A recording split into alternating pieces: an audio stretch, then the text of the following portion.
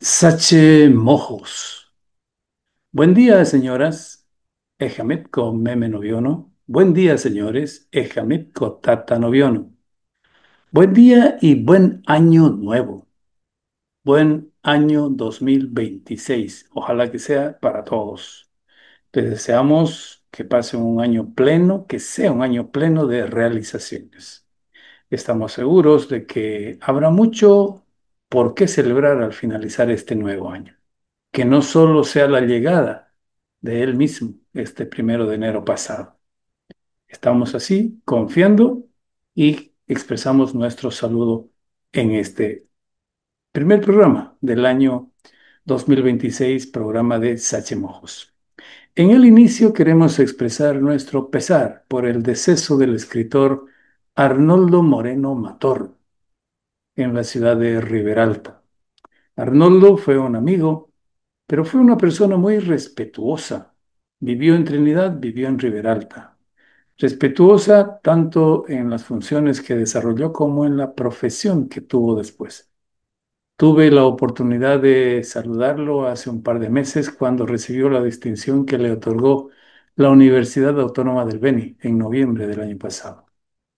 Que en paz descanse el amigo Arnoldo Moreno Mator. Con esa introducción empezamos el programa cultural Sachemojos.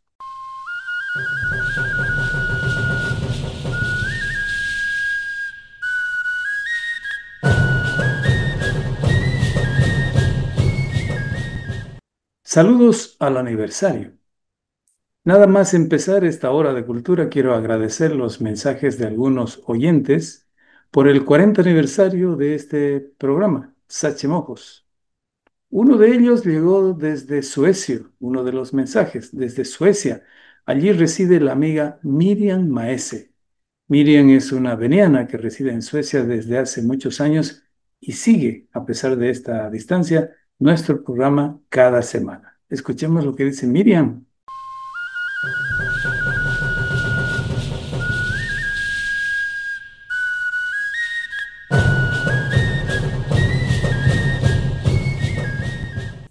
Quiero agradecer a Radio Patujú por la transmisión del programa Sachemojos, creado por el profesor Arnaldo Ligerón Casanovas hace ya 40 años. Este programa me permite reafirmar mi identidad cultural en este mundo tan globalizado. Siento una gran alegría cada que lo escucho. Las entrevistas, cada poema, cada historia, cada relato de nuestras tradiciones significan mucho para mí, como con toda seguridad significan para todos los venianos que están fuera de nuestra tierra y siguen este programa. Gracias, Juan Carlos, gracias, equipo. Desde estas gélidas tierras nórdicas les deseo unas felices fiestas de fin de año y por favor sigan transmitiendo el programa. Felicidades. Gracias a Miriam Maese por sus palabras. Y otro mensaje es el que recibimos del director de Radio Sin Fronteras. Radio Sin Fronteras se emite en algunas ciudades de Estados Unidos y también en América del Sur. El amigo que envió el saludo es Ciro Ardaya. Él es director de Radio Sin Fronteras. Dice él en su texto: recibe un abrazo, Juan Carlos, y deseos de bienestar por el 2026. Al mismo tiempo, felicitar al programa Sachemojos en su aniversario. Estamos felices, dice Ciro, de difundir el programa a través de Radio Sin Fronteras los días domingo. Felicidades y vamos por más. Gracias, Ciro, en Radio Sin Fronteras, que retransmite Sachemojos especialmente para los bolivianos residentes en Estados Unidos. Hemos encontrado una socia, una emisora socia que nos ayuda a llegar más allá. Gracias, Ciro, por hacer posible la ampliación de este espacio cultural boliviano.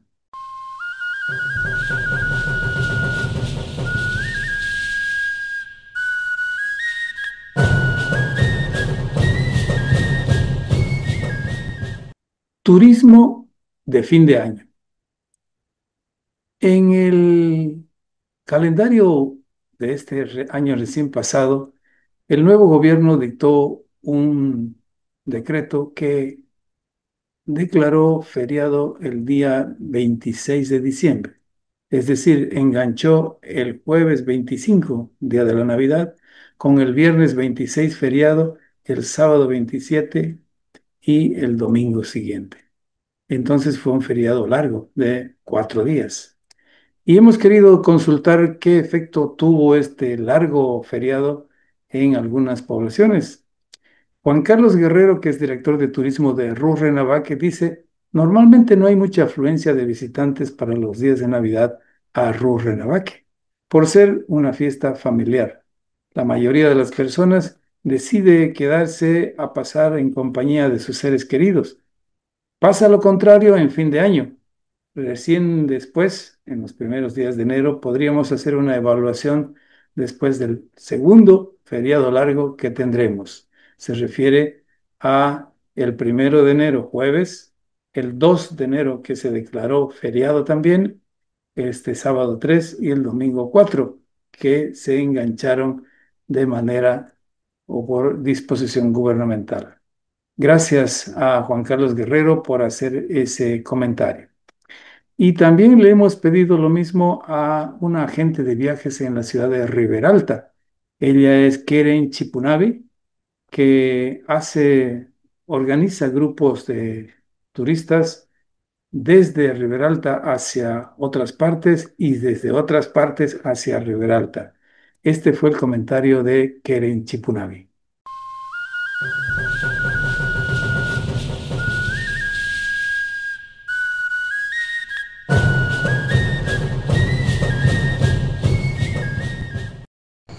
Amigos y amigas, en la ciudad de Riberalta estos días de feriado largo sí hubo bastante movimiento y se notó. Los hoteles se llenaron, la terminal de buses estuvo a tope y en el aeropuerto también hubo bastante actividad. La ciudad se movió, pero tenemos que ser claros también.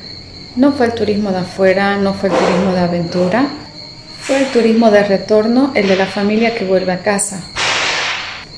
¿Y de qué manera se manifestó? Primero los servicios de gastronomía, la recreación y el comercio pequeño. Restaurantes, heladerías trabajando a full. Aunque llovió varios días, Tumichucua, Parque Esmeralda, Bambú Selva fueron el corazón social de la ciudad. Mercado y ferias navideñas se movieron como hacía tiempo no lo hacía. Y el dinero se quedó aquí, en manos de nuestra gente. La mayoría de quienes llegaron fueron bolivianos o de otros departamentos, pero sobre todo familiares retornando a casa. Y es importante decirlo, el feriado sí cumplió su función porque metió dinero rápido a la economía local. Este turismo no es permanente, es temporal y es estacional y nace del cariño del reencuentro. Pero confirma algo clave. Riberalta es el centro de servicios más importantes del norte amazónico. Pero también hay que decir la verdad completa. Tenemos potencial, tenemos naturaleza, tenemos espacios, pero hay una traba muy grande.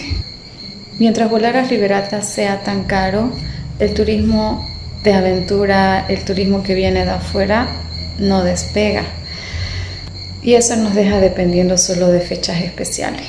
Si no bajamos esa barrera, Riberalta puede crecer de verdad como un turismo, como un destino turístico y económico.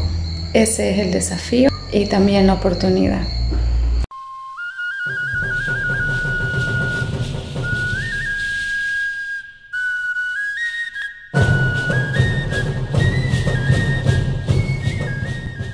Gracias a tanto a Juan Carlos Guerrero como a Keren Chipunavi de Rurrenabaque y de Riberalta por hacer estos comentarios.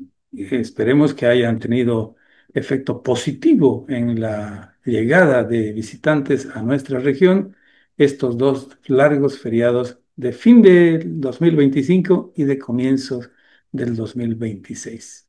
El turismo es importante, hay que saber atender a nuestros visitantes.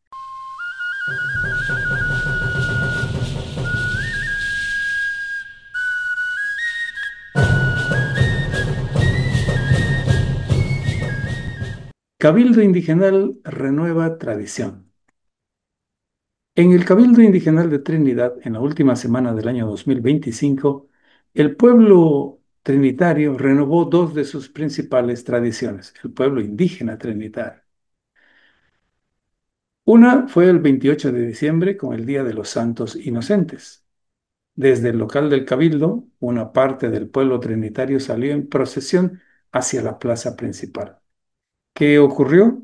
Que conforme a la costumbre, tres varones vestidos como en la época del nacimiento de Jesús en Belén salieron con espada en mano.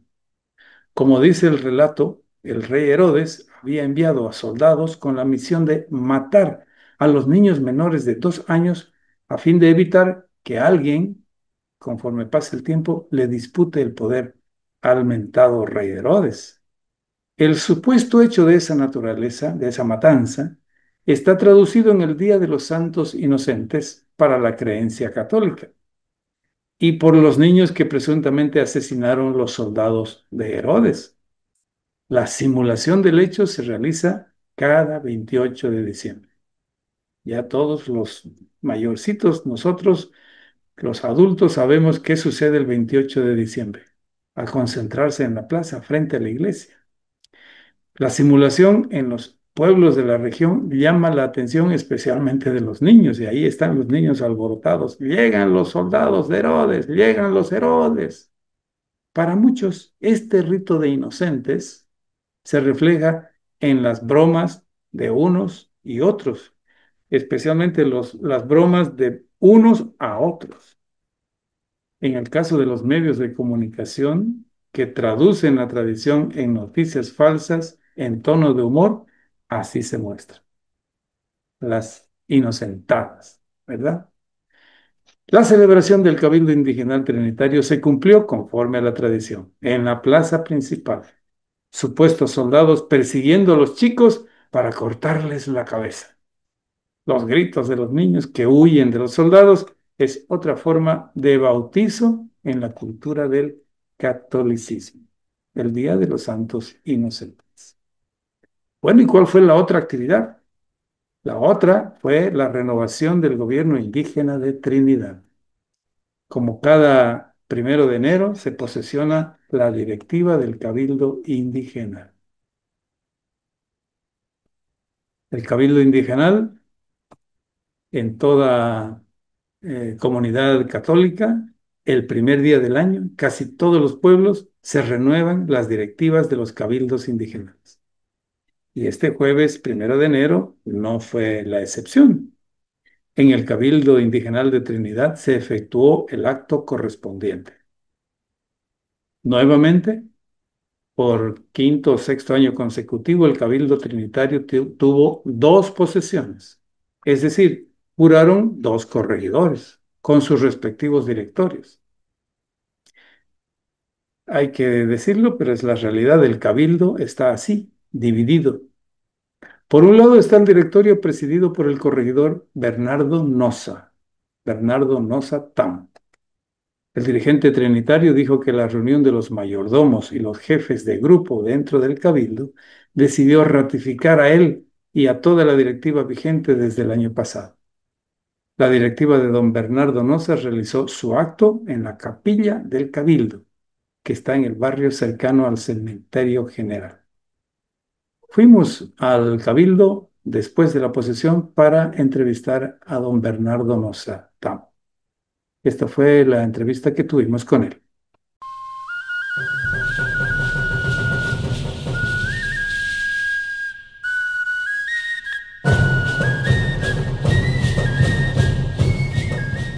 Nosotros, bueno, gracias a Dios, nuevamente he sido reelegido para este 2026. Entonces, bueno, nosotros ya acostumbramos en el fin de año. Ayer hemos estado nosotros realizando las actividades, ya viendo las nuevas autoridades que también algunos se retiran de acá del directorio, entonces viendo también que otros lleguen a nosotros, bueno, también se postulen para poder ser autoridades del Gran Cabildo Indigenal, porque esto no es fácil, es difícil, pero tampoco es imposible. Entonces nosotros hemos estado en eso. Y ayer ya en la noche antes del Año Nuevo. Nosotros hemos hecho una misa, aquí lo tenemos aquí a nuestro doctrinero, que justamente él es el que también celebra la misa en vez de un sacerdote. Bueno, entonces hemos estado orando, viendo las necesidades, que en este Año Nuevo nos vaya bien, que el Divino Niño siempre nos acoja y que nazca de nuevo esos corazones que realmente no sean malignos, ¿no? Entonces, siempre con una actividad positiva de mejorar nuestro gran cabildo para sí mismo nuestros hijos vean y cómo hacemos nosotros. Ayer, ya la mañana, llamamos al párroco de acá de la Resurrección, que es Padre Paul. Él vino a celebrar la misa a partir de las 9 de la mañana, nosotros con nuestras camisetas, nuestra vara virtud, la señora con su tipoy, todo eso agradeciendo a un Dios que a Él nos debemos mucho por los días, el trabajo, que sea muy bueno para nosotros. Así nosotros recibimos al Año Nuevo. Y después, terminado eso de la celebración, venimos acá con un banquete para poder realizar lo que es también pidiendo que nunca nos falte el pan de cada día para todos nosotros y toda la humanidad, para que los niños, como decía usted, los huérfanos también, puedan tener, porque ellos, a través que muere su familia, su madre y su madre, son los huérfanos de verdad, porque llegado a otra mano no va a ser igual que sus padres, van a sufrir, y por eso nosotros tocando con medio de la oración, para que toque el corazón de cada uno de los quienes están responsables de ello, para que no le falte el pan de cada día, no le falte el trabajo.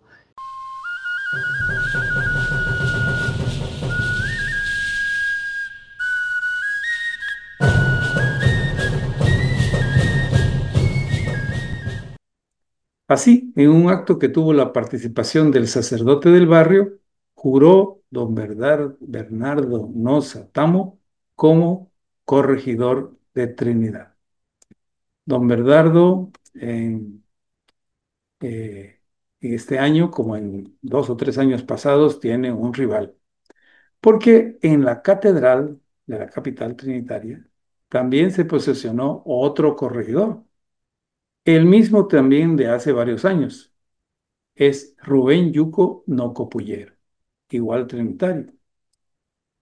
El Tatayuco también dialogó con nosotros. Del mismo modo dijo que los mayordomos que le apoyan y los jefes de los grupos del interior del Cabildo, en noviembre pasado, acordaron que él siga al frente del Cabildo Trinitario.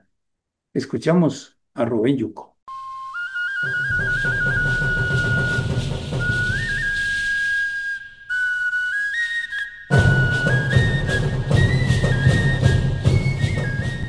Aquí hay una actividad antigua, ancestral, que son los mayordomos. Estos mayordomos coordinan con las diferentes agrupaciones que son las danzas, por ejemplo, y los doctrineros. Entonces ellos miran este tema. Pero también hay otro motivo que hay el problema que ha sucedido en el Cabildo. Entonces, pero ellos no quieren dejar que la costumbre ancestral se pueda obviar. Entonces ellos nuevamente hacen eso. Y además de eso, ellos vieron que esta es la tercera actividad de proyecto que hacemos con ellos. El primero se deshizo, el segundo se deshizo, ahora ya no quieren que se deshaga. Hay un proyecto de construcción del Cabildo Indigenal en un sector que ya está también definido. Faltan los documentos de papeleo para ya transferirla a nombre. Entonces ellos ven conveniente que si se puede cambiar, se puede hacer nuevamente el proyecto porque van a empezar de nuevo. Entonces ellos ya no quieren eso, que se continúe hasta la conclusión. ¿Cuántos son los integrantes del Cabildo?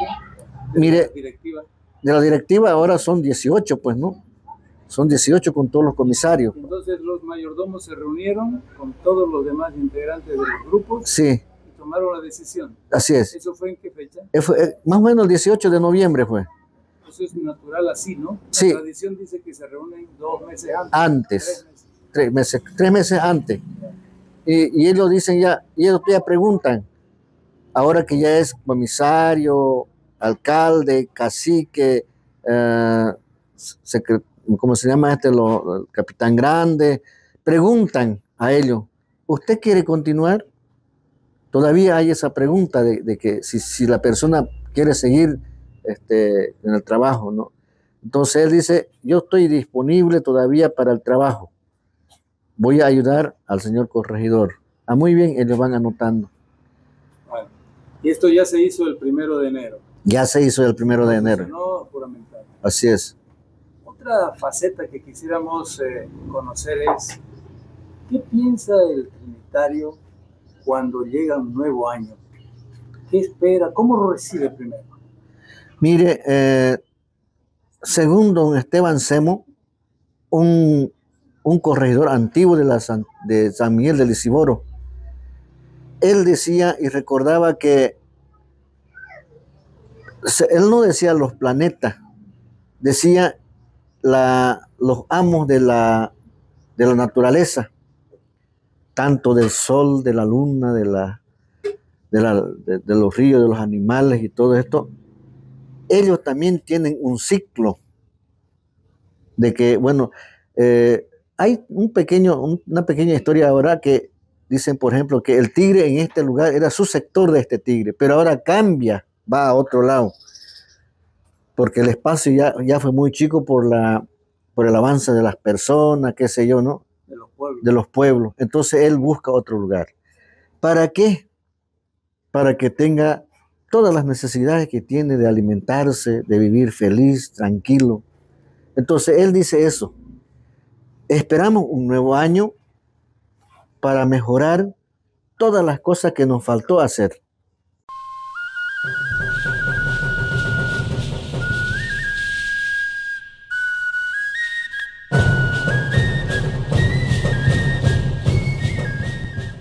He ahí. En resumen, hay dos directivas en el Cabildo Indigenal del pueblo mojeño trinitario. Uno es Rubén Yuco Noco Puyero y el otro es Bernardo Noza Ta. Es una costumbre que los nuevos integrantes del gobierno indígena juren a sus cargos el 1 de enero. Por tradición, el juramento lo realizan ante el cura católico.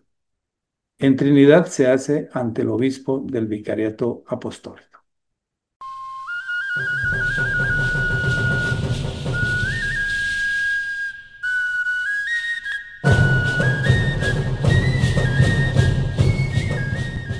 Calendario histórico regional. Este es un sector especial para ustedes, especialmente para los que esperan conocer la parte histórica de la región amazónica del norte boliviano.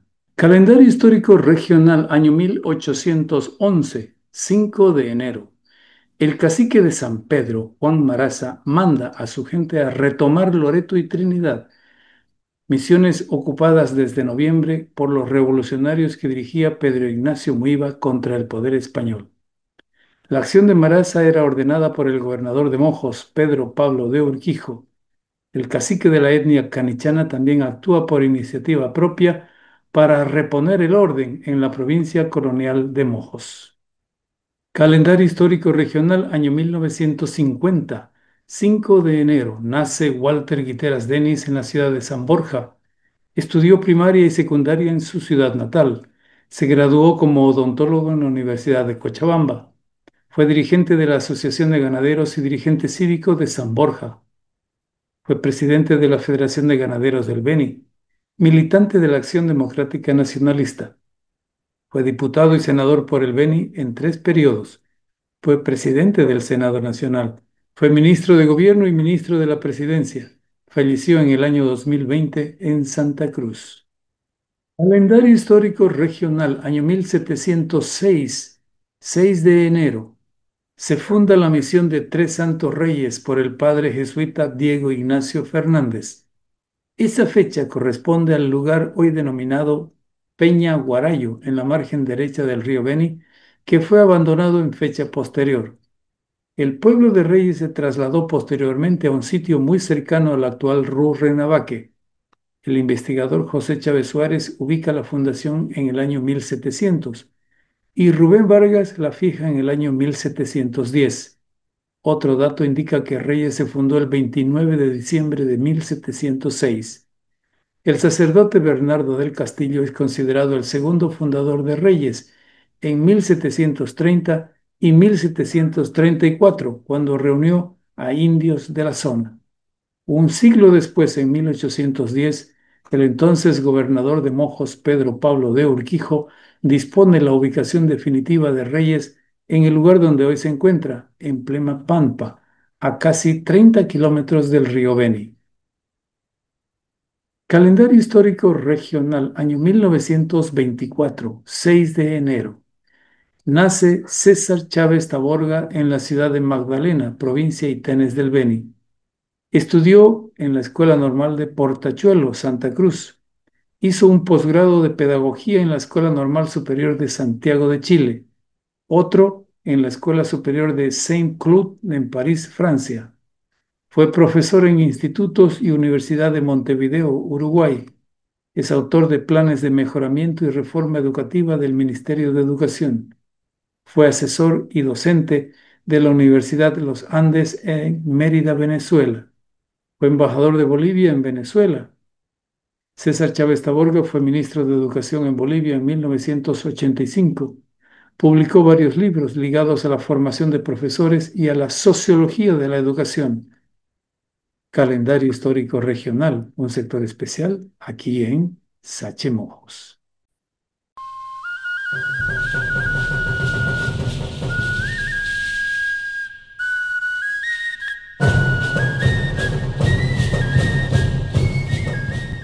Orígenes del Cabildo Indigenal. El primer día del año, de cada año, los descendientes indígenas de los pueblos con pasado colonial jesuítico renuevan la directiva de su cabildo.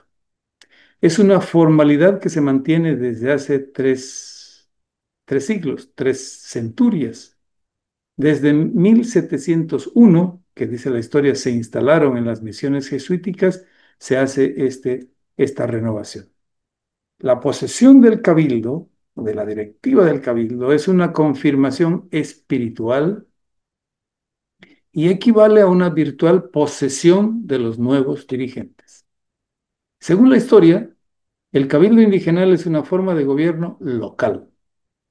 Esta forma de gobierno la trajeron los jesuitas cuando estaba empezando la dominación española en América y la trajeron para los pueblos fundados como misiones reductoras, misiones evangelizadoras de los indios de la zona de Mojos, porque los españoles, la administración imperial de España, puso como método de dominación el gobierno local. Los jesuitas trajeron, importaron de su país, de España, esta forma del cabildo, que es una forma de gobierno. ¿Cuál es esta forma de gobierno? Para conocer un poco más de ella, vamos a recoger algunas referencias históricas de algunos autores sobre el caso del cabildo o de los cabildos. Para comenzar, en el libro Cabildos Indigenales, ¿de dónde lo tengo? Cabildos Indigenales, referencias históricas,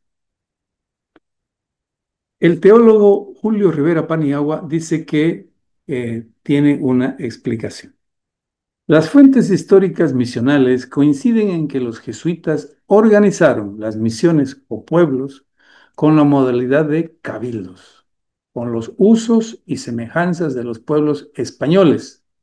Es decir, había un alcalde, había un regidor, había un ejecutor, un procurador, un portero. También había alguaciles, alféreces, tenientes, esos cargos. Dice Julio Rivera, esto es a partir del año 1700. El misionero, el cura, era el que promovía la elección. Muchos cargos recaían sobre caciques autóctonos, que tenían voz de mando antes de las nuevas misiones. Sobre este modelo organizativo, en las misiones o poblaciones se fueron acomodando dependiendo de las necesidades y de la potencialidad de la población local para ir dándole la función apropiada. No es de extrañar, dice Julio, que algunos cargos no se usen ni se conozcan en la actualidad.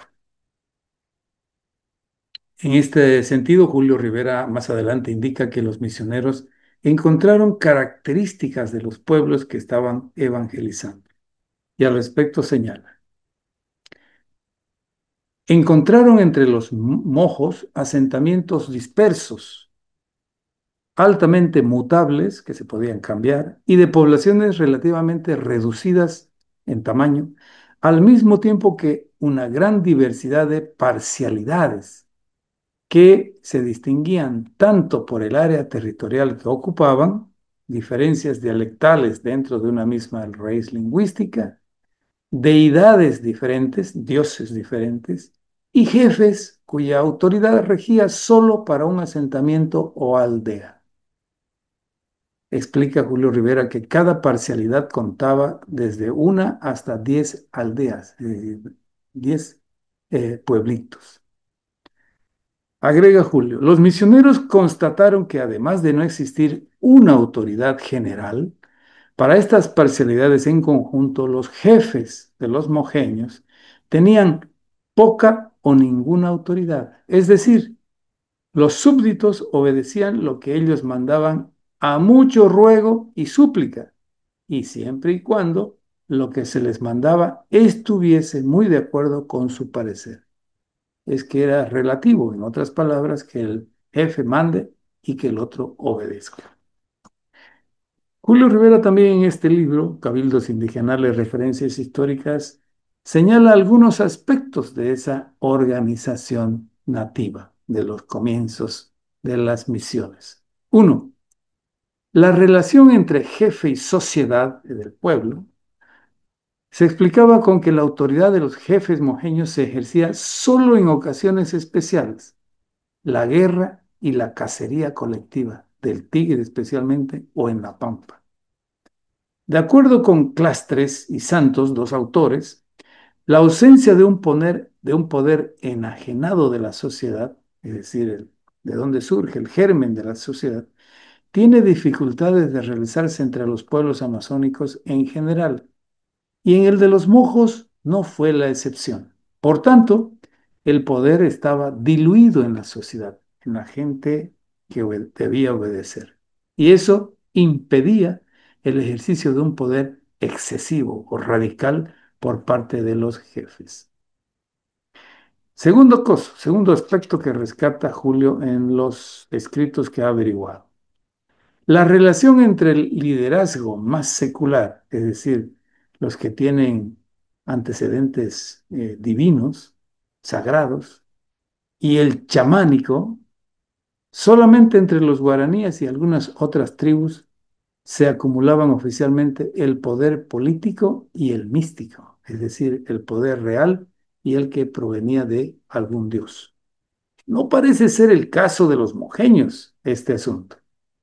No parece ser el caso. Sin embargo, los chamanes mantienen un poder considerable basado en la posesión de medios místicos, es decir, en las actividades que realizaban los sacerdotes, porque vienen a ser especies de sacerdotes estos chamanes, y en los conocimientos rituales necesarios para reproducir la energía que ellos decían tener por encargo divino. Estas consideraciones hace Julio Rivera en este texto que se llama Cabildos Indigenales, Referencias Históricas. El texto dice que el cabildo fue instituido en 1700 o 1701, según coinciden como estamos viendo. En el libro Milenarismo y Movimientos Sociales de la Amazonía Boliviana, la socióloga Zulema Lem cita varios autores para indicar algunos de esos asuntos. Vamos a ver en la página 31 del libro de Zulema qué es lo que dicen al respecto. Hacia 1701 se organizaron los cabildos entre los indígenas de cada misión. Siguiendo el patrón español, porque de allá lo trajeron los sacerdotes, y la experiencia de las misiones paraguayas, los misioneros jesuitas primero hicieron su experiencia en Paraguay, los misioneros elegían al cabildo cada año anualmente. Según el informe del padre Altamirano, 1715 aproximadamente, los cabildos contaban con los siguientes cargos en su estructura directiva: dos alcaldes, cuatro regidores y el ejecutor, procurador y portero. Dos alcaldes, cuatro regidores, el ejecutor, un procurador y un portero. Si bien existieron cambios importantes en esta estructura a través del tiempo, para la misma época sobre la que nos informa el padre Altamirano, se sabe que los cabildos de las misiones paraguayas contaban con numerosos cargos y estos estaban liderados por un corregidor.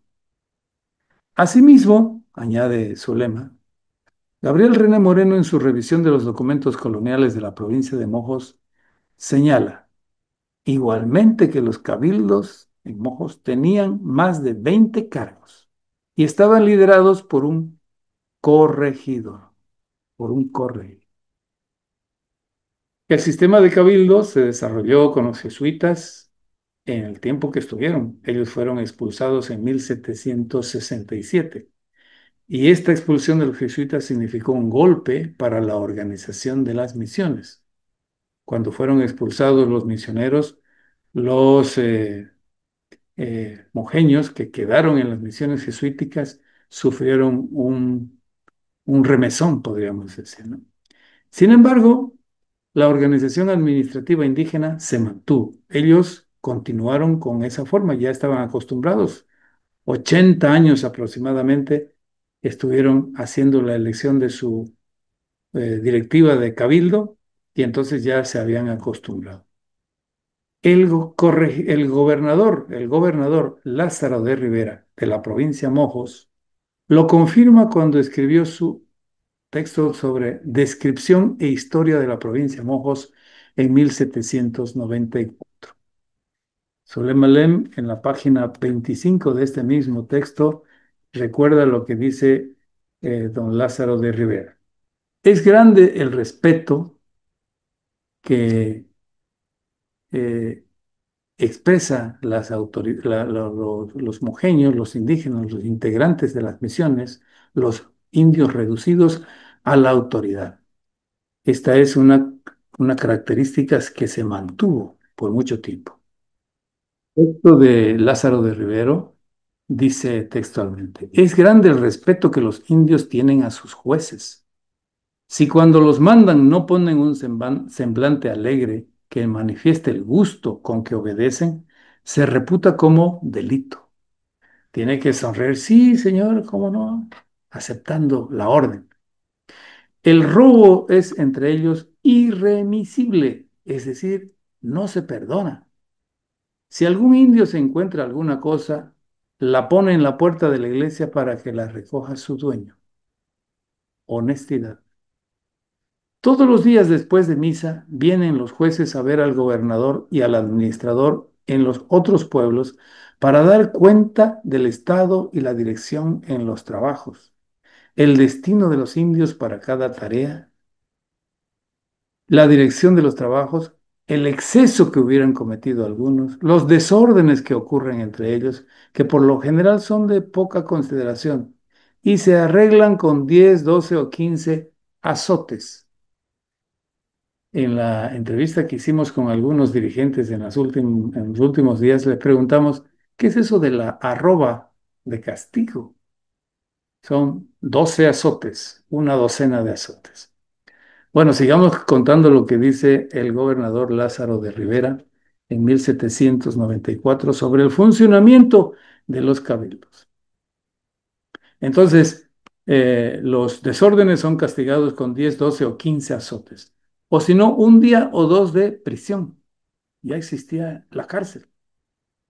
Los enfermeros cuidan y asisten a los enfermos y la casa real, la casa del gobernador, suministra el puchero y los demás elementos que necesitan. Los jueces y capitanes están obligados a tejer vestidos que traen el Jueves Santo para vestir a los huérfanos y a las viudas. Miren ustedes lo que sucedía en en la provincia de Mojos cuando las misiones jesuíticas en el siglo XVIII. Bueno, vamos a saltar al siglo XIX. En 1832, poco después de la fundación de la República de Bolivia, el explorador francés Alcides d'Orbigny realiza un viaje por la zona y cuenta de la organización indígena encontrada en Mojos, en la provincia colonial de Mojos. En en la línea, en la página 31 de este libro de Julio Rivera, que es de Julio Rivera y de también bueno, es de Julio solamente este libro. Después tengo otro con otro coautor. Dice Alcides d'Orbigny, en cuanto a las autoridades indígenas instituidas en cada misión, este es el orden y sus respectivas atribuciones. Y hace un recuento de los cargos del cabildo. De los cargos, son varios. Vamos a tratar de contar cuántos son. El corregidor era el primer jefe, el corregidor. Tenía bajo sus órdenes al teniente y al alférez, quienes los reemplazaban en caso de enfermedad o de audiencia, o de ausencia, perdón. Enfermedad o ausencia del corregidor, entonces entraba el teniente y el alférez. Como cada misión se componía a menudo de naciones diferentes, o por lo menos de tribus que primitivamente, cuando vivían en el corazón de la selva, fueron ya enemigas, ya independientes unas de otras, los jesuitas, para que no chocasen, las dejaban separadas una de la otra, y cada una bajo un jefe especial. A estas secciones dentro de un mismo pueblo que tenía, digamos, 5, 6, 10 ranchos, se llamaban parcialidades. Había, por tanto, tantos jefes como parcialidades, pero no tenían el mismo rango. Había una especie de especialización. Orden de mayor a menor era el siguiente. El corregidor, que era jefe de la misión. Segundo, el teniente. Tercero, el alférez. Cuarto, el alcalde primero o primer alcalde. Quinto, el alcalde segundo. Sexto, el comandante. Séptimo, el justicia mayor o juez mayor. Octavo, el sargento mayor. Todos estos jefes de sección tenían el título de jueces.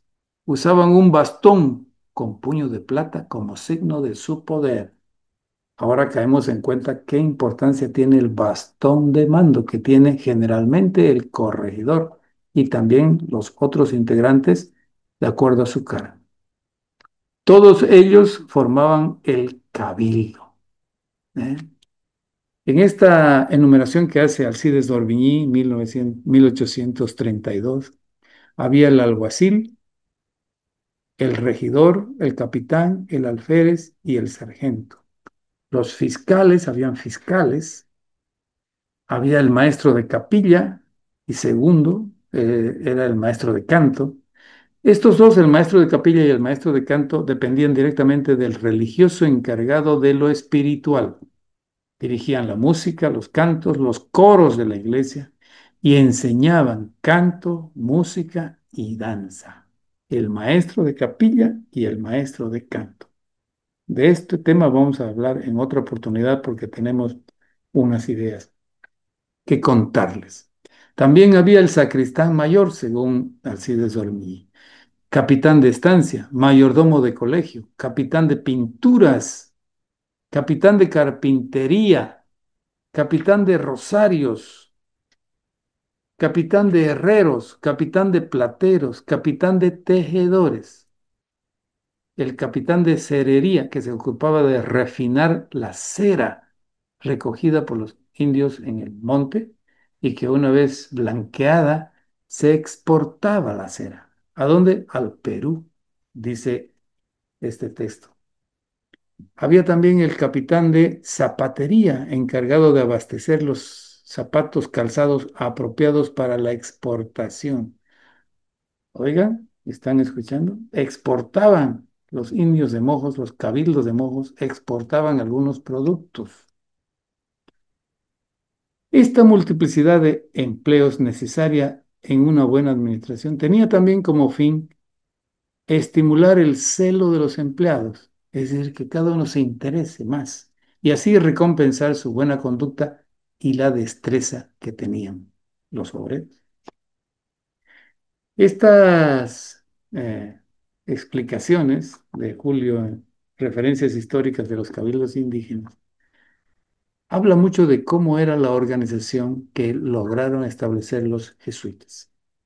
Esto en la parte positiva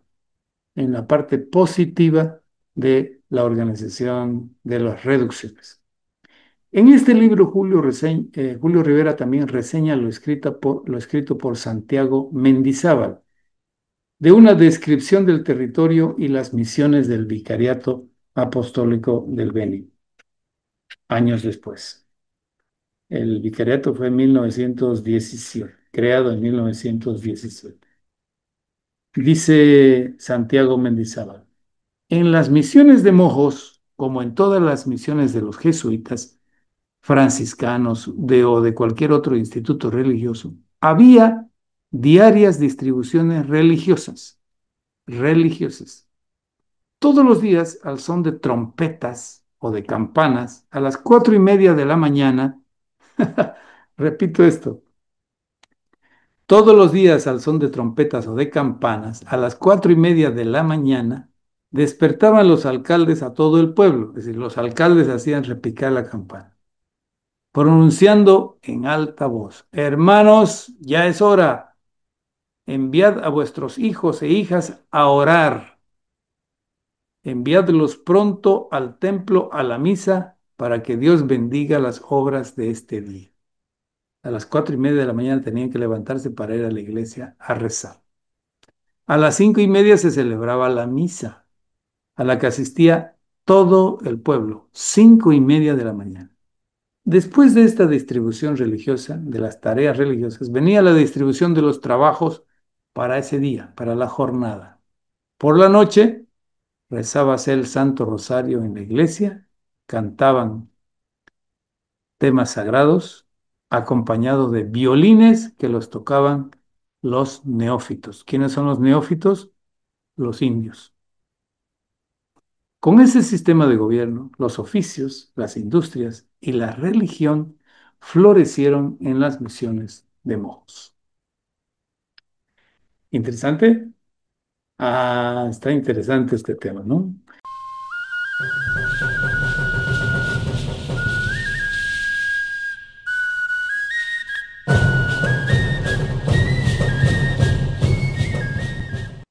En este mismo texto, Julio Rivera, el teólogo, investigador veniano, cita a otros investigadores, Zulema Lem, Arnaldo Liguerón y a la sazón investigador don Lorenzo Vare, que fue un corregidor, dirigente de su pueblo trinitario, con una explicación sobre el funcionamiento del cabildo indigenal mojeño, en este caso general, en términos generales, los mojeños en la zona de la entonces provincia Mojos de la época colonial en América. En la página 57, estos autores dicen, uno de los elementos importantes de la organización mojeña se refiere al de las parcialidades, cuyo funcionamiento al presente solamente se hace explícito con relación a las fiestas. Sin embargo, las referencias a la organización de los indígenas reducidos en parcialidades se remiten al periodo jesuítico.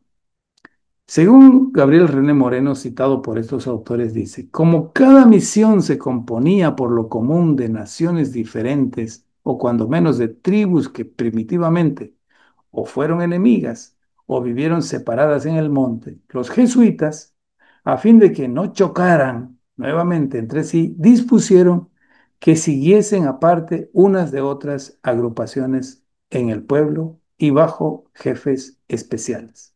Los dividieron, los separaron. Estas secciones se denominaron parcialidades. Los autores de este texto dicen, al presente, la memoria indígena sobre las parcialidades, como se les puede ver en la sección correspondiente, está más bien referida a parcialidades por oficio. Uno de los carpinteros, otro de los herreros, de los músicos y de las danzas, por ejemplo. De nuestra parte, dicen los autores, no hemos podido constatar su actual funcionamiento para la elección del cabildo, como refiere don Lorenzo Vare. Sin embargo, en las matrículas se señalaban a los contribuyentes según su parcialidad. En 1854, en un informe anexo sobre situaciones irregulares, aparecen las siguientes parcialidades: hiporenos, vaqueros de Santiago, herreros, músicos, iserinos, omposeboconos, chobomonos, choinobonos, peromonos, aleyanos, Imalo, Imuno, Marboloca, Orbayaya, Iboco, Chatera, Mucuyo, carpinteros, tejedores, vaqueros de la cruz, romanos, maileños, sacristanes, vaqueros del pueblo, aperiono, achubocono, zapateros y vaqueros de San Ignacio. Todos estos eran grupos. Los nombres que tienen nomenclatura en idioma nativo, no sabemos la traducción, pero dan una idea que son especialidades, especialistas en una actividad. La coincidencia de algunos de estos nombres con los que designan los primeros cronistas sobre los pueblos que encontraron permite suponer que hasta entonces, repito, 1854, algunas parcialidades coincidían con el origen étnico de los pueblos eh, reducidos. La parcialidad de los Achubocono coincide con uno de los grupos étnicos que constituyeron la misión de Trinidad. Da a entender de que un grupo de los varios cientos que reunieron en Trinidad eran de origen Achubocono. En este testimonio sobre el particular hace referencia a 12 parcialidades. Ya van, digamos, resumiendo cuáles eran las especialidades de la actividad de los indígenas. Definidas las parcialidades por oficio: músicos, sacristanes, todos los que se dedican a la iglesia, carpinteros, vaqueros, tejedores, meleadores, los que consiguen la miel, herreros, sastres, navegantes, es decir, de los remadores, bailadores, doctrineros y cajeros. Los doctrineros son los que imparten clases de religión. Según el mismo testimonio, cada persona recibe su parcialidad por vía hereditaria, una por parte del padre y otra por parte de la madre, pero la dominante es la herencia del padre. Estas son algunas referencias sobre el origen de los cabildos indigenales en la zona de Mojos, en lo que fue la provincia colonial de Mojos en la época del Imperio Español en América. En el periodo de la Goma, 1840 y 50 aproximadamente, hasta mediados del 1900, siglo XX, la segunda mitad del siglo XIX, se produce el proceso de la búsqueda de la Loma Santa, es decir, 1880, 85, 87. Es un periodo que lideró don Andrés Guayacho, muchos lo conocemos como Andrés Guayocho. Los nuevos estudios, investigaciones dicen que su apellido era Guayacho. En ese periodo, Andrés Guayocho lideró una reacción indígena a la exigencia de los empresarios de la goma para contratar obreros, mano de obra. La socióloga Solé Malén ofrece una referencia sobre la actualidad de los cabildos. O sea, hemos saltado todo el siglo XIX y vamos a la actualidad. En la página 52, Solé Malén ofrece una referencia, decía, sobre lo actual. Para la sociedad regional beniana actual, la importancia de los cabildos indigenales se ha restringido a la organización de la fiesta patronal y al funcionamiento de los conjuntos folclóricos que aparecen amenizando la fiesta. de esa fiesta patronal. Con relación a la vida cotidiana y a las instancias del poder regional, los cabildos han sido ignorados y excluidos sistemáticamente. Este proceso de marginamiento se inicia con la apertura comercial de mojos a mediados del siglo pasado y parcialmente y principalmente más bien con el auge gomero que decíamos. Los cabildos indigenales, sin embargo, persisten y aún más son la instancia más representativa de la sociedad mojeña, de la sociedad indígena mojeña. Consideramos, dice su lema, que existen dos elementos fundamentales que explican su existencia, su persistencia. Por una parte está su función de organizar la vida festiva ritual de la sociedad indígena. Y así se constituye el cabildo en el eje principal de reproducción cultural. Por otra parte, su función de ordenamiento y regulación de las relaciones al interior de la comunidad nativa, dentro del cabildo, podríamos decir, porque últimamente en la época contemporánea se dice cabildo al conjunto de la población indígena, aunque cabildo es el órgano de gobierno. Estos dos elementos, el de hacer la preparación de la fiesta y hacer la reproducción cultural interior, se encuentran articulados de tal suerte que no es posible que el ordenamiento o control de las relaciones sociales se lleve a cabo sin el otro elemento que viene a legitimar la acción de corregir al pueblo. Por eso de corregidor. Había olvidado decirles algo, una explicación. Lo del corregidor es porque corrige el comportamiento del grupo, de la sociedad. La organización de la vida ritual y festiva es y ha sido uno de los factores más importantes de cohesión, de unidad y sobrevivencia de este grupo étnico. La creación de la forma organizativa del cabildo, dice también su lema, obedecía a las necesidades de mediación entre los jesuitas y los integrantes de ese pueblo, de ese grupo reducido. A la expulsión de la Compañía de Jesús, ratifica, ese rol fundamental se amplió a la relación directa con el poder secular, con las autoridades que vinieron a reemplazar a los jesuitas. Y se pasaba en la organización por parte del cabildo de la fuerza de trabajo indígena a los servicios del Estado, como es la prestación vial, por ejemplo, y al correo, así como la producción de las llamadas temporalidades.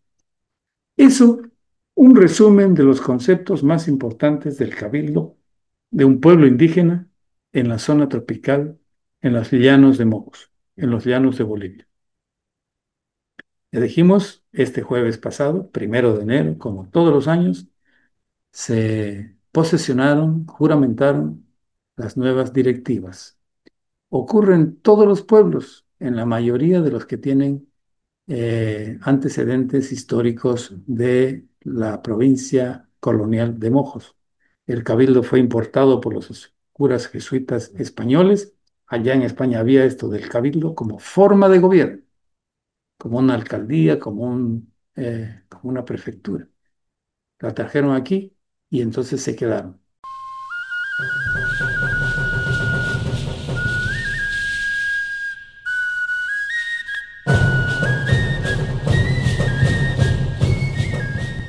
Fin ponemos al programa de hoy, el primero del año 2026. Empieza enero, comienza nueva gestión, comienzan nuevas intenciones, nuevos sueños, nuevos proyectos. Ojalá que todos se cumplan. A ustedes, amigos que nos siguen en materia cultural. Rusurupaya menoviono, Rusurupaya tatanoviono, Bimokarine tepona semana.